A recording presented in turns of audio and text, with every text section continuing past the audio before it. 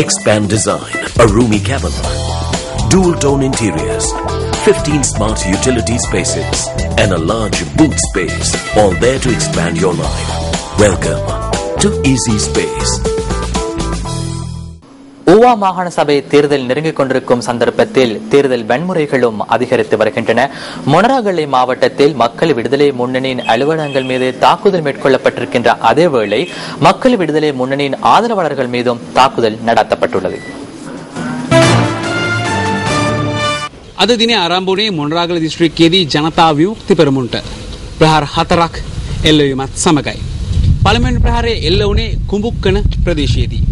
ඒ වගේම තමයි හුලන්දාව සහ මොනරාගල පිහිටි ජනතා විමුක්ති පෙරමුණු කාර්යාල දෙකකටත් ප්‍රහාර එල්ල වුණා.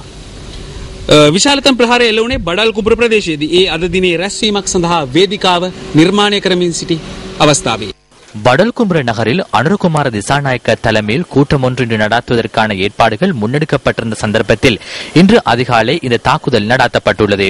இன்று நள்ளிரவு 12:30 அளவில் வாகனங்களில் வந்த சிலரினால் இந்த தாக்குதல் மேற்கொள்ளப்பட்டுள்ளதாக மக்கள் விடுதலை முன்னணி தெரிவிக்கின்றது. படல்கும்புர போலீஸ் எல்லைக்குள் இந்த தாக்குதல் நடாத்தப்பட்டுள்ளது. இந்த சம்பவம் பதிவான சந்தர்ப்பத்தில் நியூஸ் பஸ்டின் ஊவா அலுவலகத்தில் உள்ள எமது அலுவலக செய்தியாளர் ரஜித் விஜயதுங்க சம்பவ இடத்துக்கு செல்கின்ற சந்தர்ப்பத்தில் மக்கள் விடுதலை முன்னணியின் உறுப்பினர்கள் தமது பாதுகாப்பை பலப்படுத்திக் கொள்வதற்காக அந்த இடத்திலிருந்து தப்பிச் சென்றிருந்தனர். மக்கள் விடுதலை முன்னணியின் மொனராகலை மாவட்ட குழு தலைவர் RM ஜெயவர்தன இவ்வாறு தப்பிச் சென்ற நிலையில் அவரை சந்திப்பதற்கான வாய்ப்பு எமக்கு கிடைத்தது.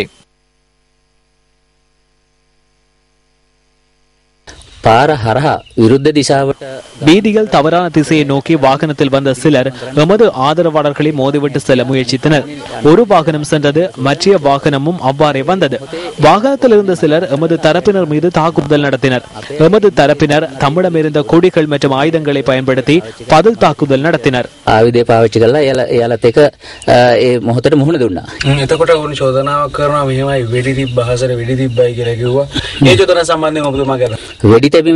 அவர்களே துப்பாக்கி பிரயோகத்தை நடத்தினார்கள். சம்பவம் இடம்பெற்ற சந்தர்ப்பத்தில் கருப்பு நிற டிஃபெண்டர் ஒன்று வந்தது. அதற்கு முன்னர் கார் ஒன்றிலும் மோட்டார் சைக்கிள்களிலும் சிலர் வருகை தந்தனர். நாளைய தினம் திறக்கப்பட உள்ள அலுவலகத்திலேயே நான் இருந்தேன். அந்த காரும் மோட்டார் சைக்கிள்களும் வந்த பின்னரே தாக்குதல் நடத்தப்பட்டது. நாங்கள் சட்ட விதிக்கு உட்பட்டு நடத்துகின்ற கூட்டம் இடம்பெற உள்ள வளாகத்திலேயே தாக்குதல் நடத்தப்பட்டது. தாக்குதல் நடாத்தப்பட்ட மக்கள் விடுதலை முன்னணியின் மேடை மற்றும் ஐக்கிய மக்கள் சுதந்திர கூட்டமைப்பின் அலுவலகம் ஆகியவற்றுக்கு சுமார் 100 மீட்டர் தூரமே இருக்கின்றது. தாம் நடாத்திச் செல்கின்ற அலுவலகத்தின் மீது மக்கள் விடுதலை முன்னணியினர் தாக்குதல் நடாத்தியிருப்பதாக ஐக்கிய மக்கள் சுதந்திர கூட்டமைப்பினர் தெரிவிக்கின்றனர். மக்கள் விடுதலை முன்னணியின் குழுவில் சுமார் 125 பேர் வருகை தந்து வேனை நோக்கி துப்பாக்கி பிரயோகம் நடத்தினர். பின்னர் வாகனங்களுக்கு சேதம் விளைவிக்கப்பட்டது. நாங்கள் எமது அலுவலகத்துக்குள்ளே இருந்தோம். சத்தம் கேட்டவுடன் நாம் வெளியில் வந்த சந்தர்ப்பத்தில் கொடிகளினால் எமது அலுவலகம் சேதமாக்கப்பட்டது. கொடிகள் கடலா මේ අවස්ථාවේ කාර්යාලයේ සීල්තන් වලට අපිට හානි කරා. අපේ මැතිවරණ කාර්යාලයේ எமது தேர்தல் அலுவலகத்தின் மீது மக்கள் விடுதலை முன்னணியின் ஒரு குழுவினர் தாக்குதல் நடத்தினார்கள். நாங்கள் அலுவலகத்துக்குள் இருக்கும் சந்தர்ப்பத்தில் சத்தம் ஒன்று கேட்டது. அலுவலகத்தை விட்டு வெளியில் வந்து பார்த்த சந்தர்ப்பத்தில் 2 வாகனங்கள் சேதமாக்கப்பட்டிருந்தன. நாங்கள் உள்ளே இருந்ததால் அவர்கள் திரும்பிச் சென்றார்கள். இந்த சம்பவத்தில் 2 போலீஸ் உத்தியோகத்தர்கள் உள்ளிட்ட சிலர் காயமடைந்துள்ளதாக போலீஸ் ஊடக பேச்சாளர் சிரேஷ்ட போலீஸ் அத்தியட்சகர் அஜித் ரோஹன தெரிவிக்கின்றார்.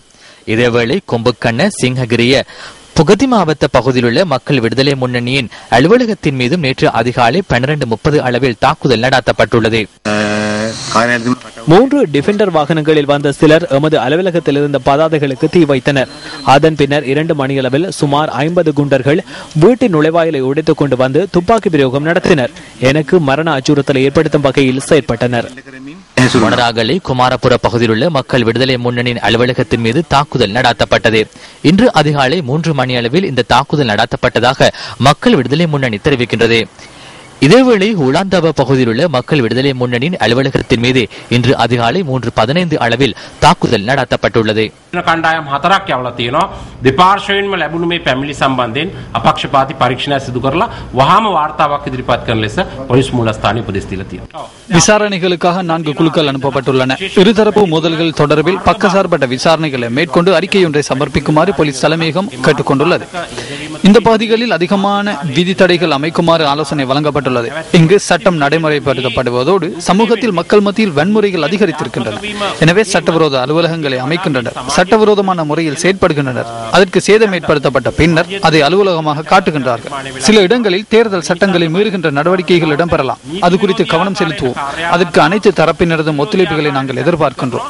ඒක නිසා සමහර තැන්වල මැතිවරණ නීති උල්ලංඝනය වෙන දේවල් තියෙන්න පුළුවන්. අපි ඒවා ඉවත් කරනවා. නමුත් හැම අවස්ථාවකදීම සියලු පාර්ශ්ව